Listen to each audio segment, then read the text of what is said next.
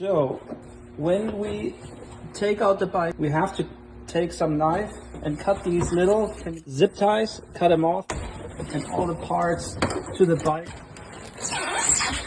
And just be careful to take it out. You can grab here and have a second person lift the front. I'm putting the fork onto some styrofoam that came with it. So in this way, you don't scratch the fork.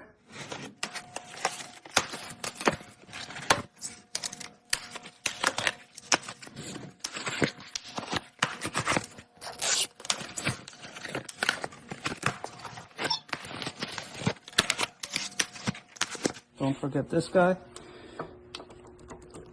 And usually there is a front fender for this, but the front fender does not come when you have the rear shocks. There's no front fender in here, so you have a different fender. So what this means is you have this fender, there's this fender attached, but also we need to get a different fender here, a shorter fender for this side. And this is only for the Nomad model. Take this little box that came with the bike, and there's your tools in there. The front fender, your pedals, the tools, and 2 rear pegs, and the charger. We're gonna take the tools.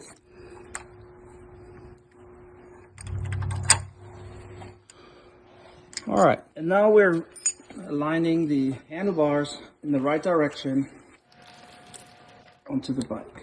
And you see here that mount was centrally aligned already. If that's not the case for any bike, you need to put this in the center of the mount and then go underneath it. So to fit exactly that slot, exactly straight in. Put this plate underneath and start screwing. I just get them in there and then I go in a circle and tighten them always at the same time. Now I'm just going to tighten them up one by one.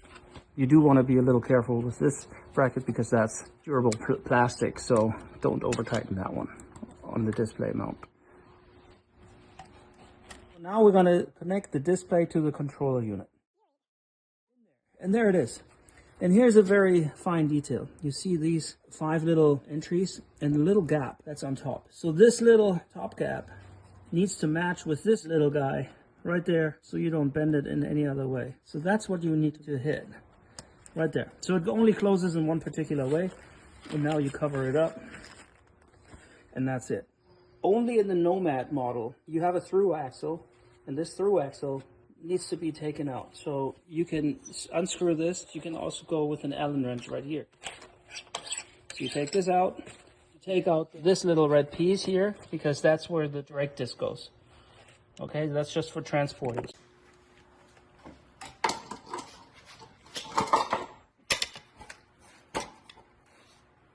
The disc needs to go right there into that gap, and the through axle needs to be screwed in with an Allen wrench to about 9 to 13.5 Newton meter.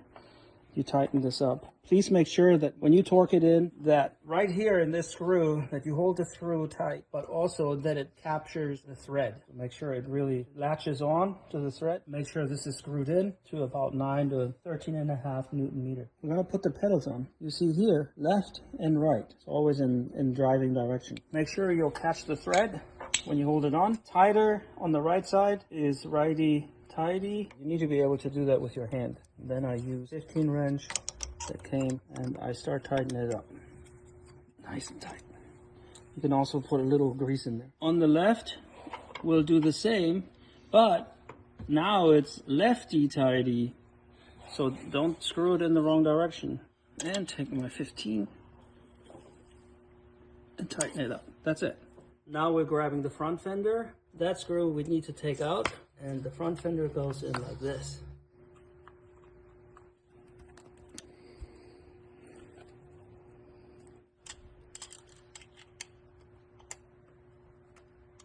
Nice and tight.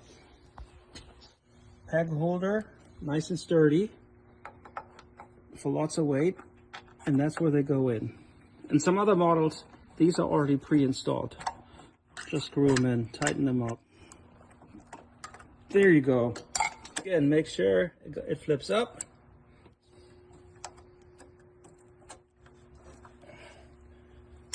So there's the power button underneath, right there. So this is the power button. And this shows you how much battery is left. right there. These keys are for the battery, to take the battery in and out. And there's a little key code, 3 digits. Keep those digits in case we have to replenish the key. To switch it on, you have the power button. There, you hold it down. And this holding down, you'll get the bike going. There it is. Light, left, right turn signal. Here's your throttle, and there's your Shimano derailleur.